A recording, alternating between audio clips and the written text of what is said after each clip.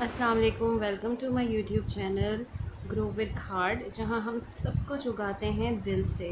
और आज हम जिस चीज़ के बारे में बात करने वाले वो है ऑर्गेनिक फर्टिलाइज़र। सो अगर आपको भी जानना है कि हम गाय के गोबर से फ्री में ऑर्गेनिक फर्टिलाइज़र कैसे बना सकते हैं और ये क्या है और इसके क्या क्या फ़ायदे हैं, तो आपने वीडियो को एंड तक देखना है, क्योंकि मैं चाहती हूँ कि आपका बाग भी मेरे बाग की तरह हमेशा फूलों से खिला रहे, हरा भरा रहे। वीडियो को लाइक करिएगा, चैनल को सब्सक्राइब करिएगा और फ्रेंड्स के साथ शेयर करिएगा। पॉइंट नंबर 1 है कि what is cow dung fertiliser. गाय के गोबर की फर्टिलाइज़र क्या होती है। देखें, गाय जो कुछ भी खाती है उसके बाद वो जो कुछ निकालती है वो हमारे पौधों के लिए बेहद मुफीद होता है। कुछ लोगों के लिए तो ये कचरा होता है, लेकिन पौधों के लिए ये सोना होता है। इसका काम क्या होता है कि ये आपकी पौधे की मिट्टी में मॉइस्चर बनाती है, अर्थवॉर्म्स पैदा करती है, जो कि पौधे के लिए बहुत ही ज़्यादा ज़रूरी है। ठीक है, गोबर की खाद किसे कहते हैं? ये एक ऑर्गेनिक फर्टिलाइज़र है। इसमें नाइट्रोजन, फॉस्फोरस, पोटेशियम रिच होती है, यानी कि आपके पौधे को जितनी भी न्यूट्रिएंट्स की ज़रूरत होती है इसमें वो सब चीज़ें मौजूद हैं। एक नेचुरल बूस्टर का काम करती है आपके पौधों के लिए, फर्टिलिटी बढ़ाती है। अब हम देखेंगे कि इसको बनाते कैसे हैं। बहुत ही कॉमन सा क्वेश्चन है जो हम सब के दिमाग में होता है कि भाई इसे हम बनाते कैसे हैं, इसको हमें बनाना कैसे चाहिए। चले, हमने काऊ डंग तो कलेक्ट कर लिया है, लेकिन अब हम इस खाद को बनाएं कैसे। तो देखें, इस खाद को बनाने का तरीका बिल्कुल सिंपल है। जितना भी काऊ डंग है आपने उस सबको इकट्ठा करना है, ठीक है, और आपने उसे सूरज के नीचे धूप में उसको सूखने के लिए रख देना है। हम इसको कभी भी गीला अपने पौधों में नहीं डाल सकते, तो आपने कोशिश करनी है कि आपने इसको हमेशा जो है वो सुखा के ही अपने पौधों में डालना है। जब इसका रंग काला हो जाएगा सड़ने के बाद, सूखने के बाद, तो आपका जो फर्टिलाइज़र है वो तैयार हो जाएगा। अब हमें कब पता कैसे चलेगा?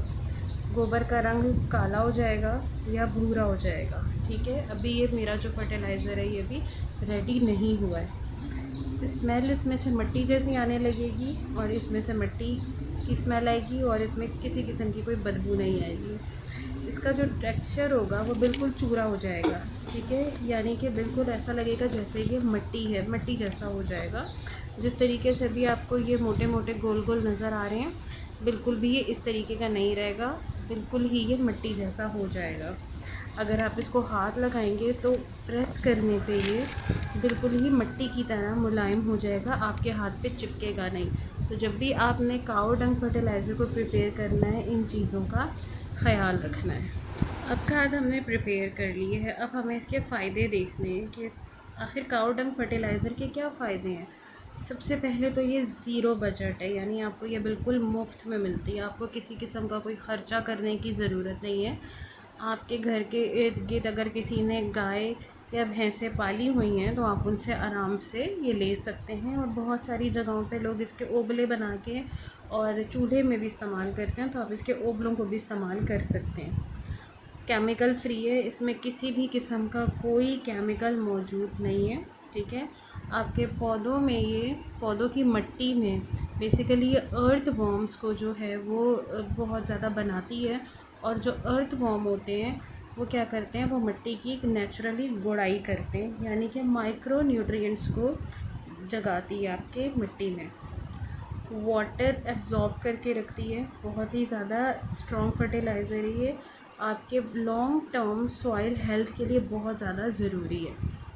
बहुत ही ज़्यादा पूछे जाने वाला सवाल है कि हम इसको अपने पौधों को कैसे दें। तो हम इसको 3 तरीके से दे सकते हैं। सबसे पहले आप इसे मिट्टी में मिलाकर दे सकते हैं, जैसे कॉमनली हम सब इसको मिट्टी में मिलाकर देते हैं। उसके बाद आप इसकी टॉप ड्रेसिंग भी कर सकते हैं, यानी कि आप इसे गमले की मिट्टी के ऊपर भी डाल सकते हैं। और आप इसे लिक्विड फॉर्म में भी दे सकते हैं। आपने इसे लिक्विड फॉर्म में कैसे देना है कि आपने इसे पानी में 2-3 दिन तक रखना है और फिर वो पानी को छान के फिर आपने उसे अपने पौधों में मिलाना है। देखिए, अब हम बात कर लेते हैं उन चीज़ों की जिसका हमें ध्यान देना है। सबसे पहले जो ध्यान देने वाली बात है वो ये है कि आपने फ़्रेश गोबर उठा के कभी भी अपने पौधों को नहीं देना। अगर आप समझें कि मैंने फ़्रेश गोबर उठाया मैं पौधों को दे दूँ, ये देखें मैंने इस तरीके से ये फ्रेश गोबर को खोला और इसके अंदर आप देख सकते हैं कि ये छोटे छोटे से कीड़े हैं और आपको रेड कलर के कीड़े भी नज़र आ रहे होंगे। ठीक है, अगर आप अभी ये फ्रेश गोबर उठा के अपने पौधे में डालते हैं तो इस तरह के छोटे छोटे कई हज़ार कीड़े होंगे, क्योंकि ये बहुत ज़्यादा पाइल है। तो ये बहुत बड़ी पाइल है, आप देखें तो इसमें बहुत सारे ऑरेंज ऑरेंज और ये कीड़े हैं, ये सारे आपके पौधे को डैमेज कर देंगे। जब ये पूरे तरीके से सूख जाएगा और काला हो जाएगा, आपने तब ही अपने पौधों को देना है। गीली खाद कभी भी आपने, अनप्रिपेयर्ड खाद कभी भी अपने पौधे को नहीं देनी है।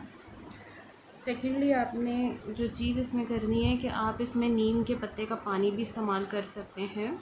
जब आपको लगे कि आपकी खाद रेडी हो गई है तो फिर आपने क्या करना है कि इसमें आपने नीम के पत्ते का पानी या नीम के पत्तों को इसके साथ मिलाकर सुखाना है, तब भी ये खाद बहुत स्ट्रॉन्ग बन जाएगी। खाद तैयार होने के बाद आपने इसको धूप से बचाना है। ठीक है, जब आपकी खाद रेडी हो जाएगी, जब ये काऊ डंग बिल्कुल पूरे तरीके से सूख जाएगा, इसके अंदर कोई हरा पार्ट नहीं रहेगा और आप इस बिल्कुल मिट्टी जैसी शक्ल इख्तियार कर लेगा, तो आपने इसे उसके बाद धूप में नहीं रखना। आपने इसको किसी डब्बे में डाल के, किसी बोरी में डाल के रखना है। ठीक है, ये थी कुछ इम्पॉर्टेंट चीज़ें जो मैंने सोचा कि मैं आपके साथ शेयर करूं, क्योंकि मैंने भी अपने अभी ये गाय का गोबर से मैं खाद रेडी कर रही हूँ, तो मैंने सोचा कि मैं आप लोगों से भी अपना एक्सपीरियंस शेयर करूं कि मैं किस तरीके से बना रही हूँ और हम अपने पौधों को किस तरीके से नेचुरली केमिकल फ्री तरीके से जो है वो फर्टिलाइज़र दे सकते हैं। अपने पौधों को केमिकल फ्री रखिए, जितना केमिकल से दूर रखेंगे, ऑर्गेनिक वेजिटेबल्स उगाएंगे, उतना ही अच्छा है। अल्लाह हाफ़िज़।